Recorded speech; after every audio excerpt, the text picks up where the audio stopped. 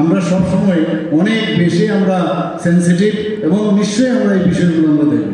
আর্থিকভাবে যারা দুর্বল পরিবারের যারা যাদের অধিক যত্ন সুরক্ষা প্রয়োজন, এমন 18 বছরের কম বয়সে প্রায় 2000-এর উপরে ছেলে মেয়েকে চলতি অর্থ বছরে স্পন্সরশিপ ও ফোস্টার কেয়ার অনুদান হিসাবে প্রায় প্রতি মাসে 4000 টাকা করে এখন পর্যন্ত প্রায় 3,29,00,000 টাকা প্রদান করা হয়েছে। আমার মা ও বোনেরা, এছাড়াও মহিলা ও কন্যা সন্তানদের জন্য রাজ্য সরকার বিভিন্ন সামাজিক সুরক্ষা ভাতা প্রদান করেছে। স্বামী পরিত্যক্তা মহিলা ভাতা যারা এপিএল আছেন 3,885 জন সেই সুবিধা পাচ্ছে। অবিবাহিত মহিলা ভাতা পাচ্ছেন প্রায় 1,964 জন। রাজ্য বিধবা ভাতা দেওয়া হচ্ছে 925 জনকে। গৃহ সহায়িকা ভাতা পাচ্ছেন 23,632 জন।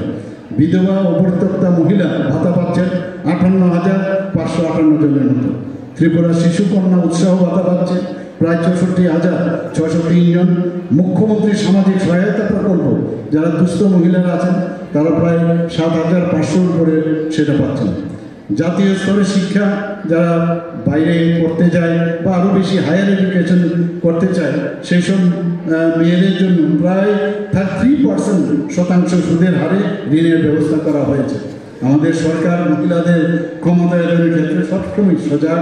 সম্প্রতি পঞ্চায়েত নির্বাচনে আপনারা দেখেছেন যে ত্রিপুরাতে 4টে যে পঞ্চায়েত আছে গ্রাম পঞ্চায়েত, সেখানে পুরো গ্রাম পঞ্চায়েতের মহিলা এবং আমি আধিকারিকদের বলেছি যে যারা ওখানে আধিকারিকরা থাকবেন সেখানেও যেন মহিলা অফিসারদের দেওয়া হয়।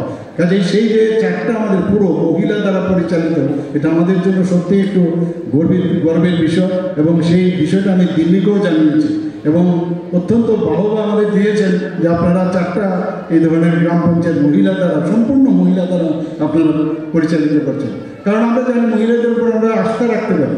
আমাদের ত্রিপুরা রাজ্যের মহিলারা অনেক বেশি, যদি তাদেরকে সুযোগ সুবিধা দেওয়া হয়, তাদেরকে যদি আমরা হেল্প করতে পারি তাহলে নিশ্চয়ই ওরা ভালো করবে। এবং আমি আশা করি যে 4টা গ্রাম পঞ্চায়েত আমরা আগামী দিনে আগামী দিন যাতে আরও এই গ্রাম পঞ্চায়েত মহিলা দ্বারা পরিচালিত হয়। এবার আমরা পরীক্ষা করছি, যদি ভালো চালায়, তারা যদি পুরুষ যেখানে আছে তাদের তুলনায় যদি মহিলারা ভালো চালায় তাহলে নিশ্চয়ই আরও ভালো আমরা। মহিলাদের জন্য আপনারা জানেন পিঙ্ক টয়লেটের ব্যবস্থা আমরা করছি।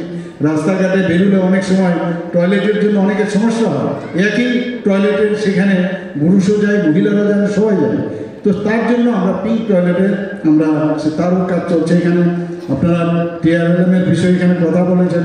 এখন পর্যন্ত ত্রিপুরাতে আগে ছিল 2017-18-তে মাত্র 4,000 এসএইচজি গ্রুপ ছিল, সেই জায়গায় এখন গ্রামীণ এলাকায় আমাদের 53,663টি স্বসহায়ক দল হয়েছে, যার সদস্য সংখ্যা প্রায় 4,84,00,000 এত লোক আমাদের এখন এই স্বসহায়ক দলে যুক্ত আছে।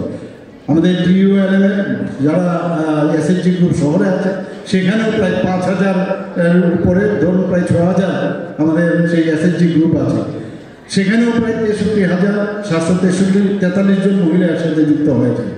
আমাদের যেভাবে আমি এই কথাগুলো এখানে বললাম এই কারণে সর্বস্তরে আপনারা দেখছেন আমাদের রাজ্য এবং আমাদের কেন্দ্র, আমরা যে ডাবল ইঞ্জিনের সরকার মহিলাদের উন্নয়নে কি কাজ করছি তার একটা রূপরেখা আপনাদের সামনে তুলে ধরলাম।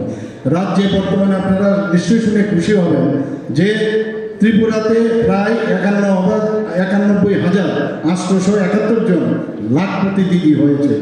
এখানে ড্রোন দিদির কথা বলা হচ্ছে, মাননীয় প্রধানমন্ত্রীজি বলছেন আমি এখানে থেমে থাকলে হবে না, আগামী দিন ড্রোন দিদি যাতে বানাতে হয় তারও আমাদের কাজকর্ম চলছে। সেখানে আমরা স্বসহায়ক দলে দিদিদের যাতে তাদের স্ট্রেংথেনিং করার জন্য এখন পর্যন্ত আমরা 746.8 কোটি টাকার ফান্ড আমরা প্রদান করেছি, যার মধ্যে এই যে ফান্ড আমরা দিলাম 746 কোটি টাকা, তার মধ্যে 17-18 অর্থ বছরের পূর্বে মাত্র 32.67 কোটি টাকা দেওয়া হয়েছিল। যদি এটা বাদ দিই তাহলে 714 কোটি টাকার উপরে আমাদের সরকার এই কয়েক বছরের মধ্যে আমরা দিতে পেরেছি বন্ধুগণ। তাছাড়া আপনারা ব্যাংক লোনের ক্ষেত্রেও 17-18 আগে দেওয়া হয়েছিল মাত্র 95 কোটি টাকা। আর 2018-র পরে এখন পর্যন্ত আমরা দিয়েছি কত? 1465.81 কোটি টাকা। তো আপনারা বুঝতে পারছেন আমার এখানে মা বোনেরা আছেন যে কত ডিফারেন্ট আমরা মানে আমাদের আর্থসামাজিক এবং সুরক্ষার দিকে যদি চিন্তা করেন আমরা কত চেষ্টা করছি। আপনারা দেখেছেন এখানে মহিলা পুলিশরা এখানে এসছেন। টিএসআরে আমরা প্রায় 137 জনের টিএসআরে পর্যন্ত আমরা নিযুক্তি দিয়েছি।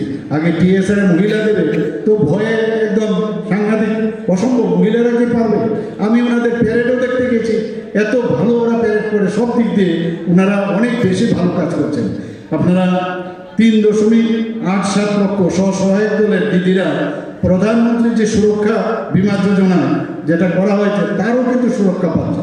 শুধু তাই নয়, 3.14 লক্ষ দিদিরা প্রধানমন্ত্রীর জীবন জ্যোতি বীমা যেটা প্রধানমন্ত্রী শুরু করেছেন তা সেই যোজনার মতো সেই সুফল পাচ্ছেন। আমাদের সরকারের প্রচেষ্টায় আপনারা নিশ্চয়ই জানেন যে জনজাতি মায়েদের যে তৈরি রিসা পাঁচড়া এবং যে আমাদের যে মাতা ত্রিপুরেশ্বরী মন্দিরের যে প্রসিদ্ধ পেরা জিআই ট্যাগ পেয়েছে। আর বা নারীদেরকে আত্মনির্ভর করে তোলার যে সমস্ত পদক্ষেপ আমরা মাননীয় মুখ্যমন্ত্রী থেকে আমরা শুনব।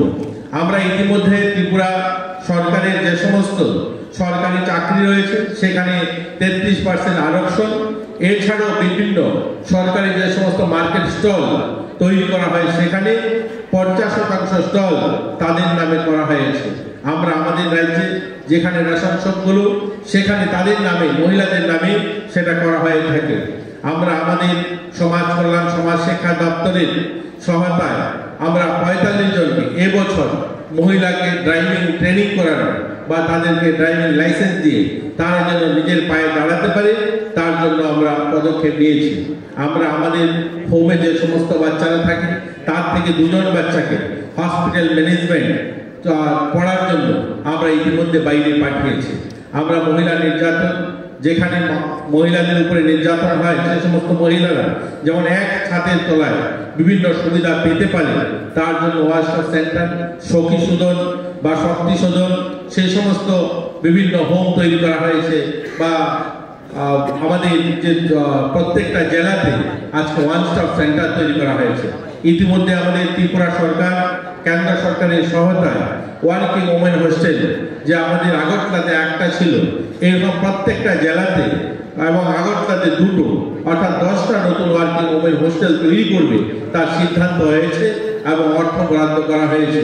ইতিমধ্যে মাননীয় মুখ্যমন্ত্রীর হাত দিয়ে 59 জেলায় ওয়ার্কিং ওমেন হোস্টেলের ভূমি পূজন হয়েছে। এছাড়াও বাকি যে 9টা ওয়ার্কিং ওমেন হোস্টেল তৈরি হবে সেগুলো খুব শীঘ্রই শুরু হবে। আমরা চাই আমাদের মায়েদের, আমাদের বোনেদের তারা যেন তাদের সম্মানের সঙ্গে, স্বাভিমানের সঙ্গে তারা যে কাজটা করেন সেখানে যেন তারা করতে পারে। পশ্চিম ত্রিপুরা জেলার নরসিংগড়ে সুস্থ হয়ে ওঠা আমাদের এটা সামাজিক ব্যাধি। আমি প্রথমে বলছিলাম যে সামাজিক ব্যাধি নির্মূল করার জন্য এবার আমাদের লক্ষ্য ছিল।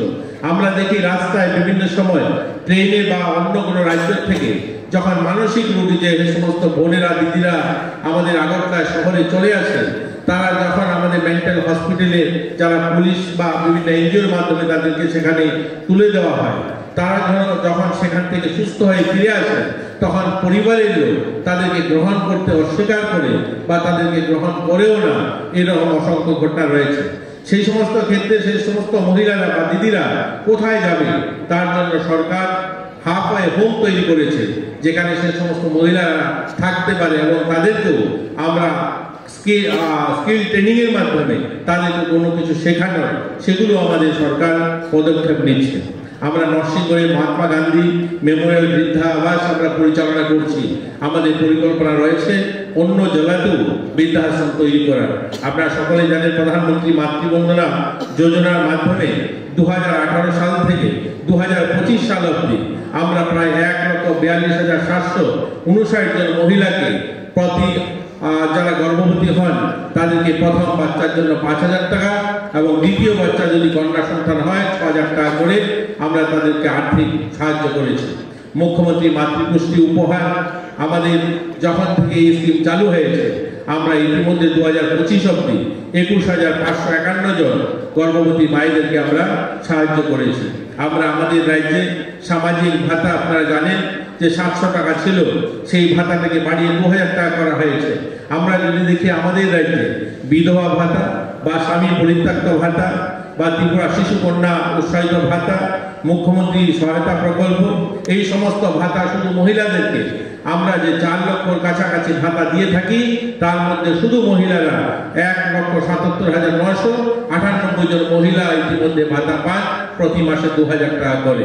আমরা আমাদের মাননীয় মুখ্যমন্ত্রীর হাত দিয়ে, আপনারা জানেন ক্লাস 9-এ যে সমস্ত বালিকারা উত্তীর্ণ হয়, সেই সমস্ত বালিকারা একটা সময় আমরা দেখতাম এসটি এবং এসসি বালিকা যারা, তাদেরকে সাইকেল দেওয়া হতো। ইতিমধ্যে আমরা 100% বালিকা যারা ক্লাস 8 থেকে 9-এ উঠে তাদেরকে আমরা সাইকেল দিয়ে থাকি।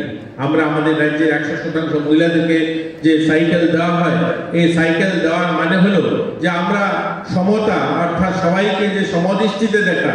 একটা সময় আমরা দেখতাম এসসি এসটি বালিকা যারা, তারা শুধু সাইকেল পেত, কিন্তু সাধারণ অন্য গরিব বাচ্চা যারা, তারা কিন্তু সেখানে বঞ্চিত হতো।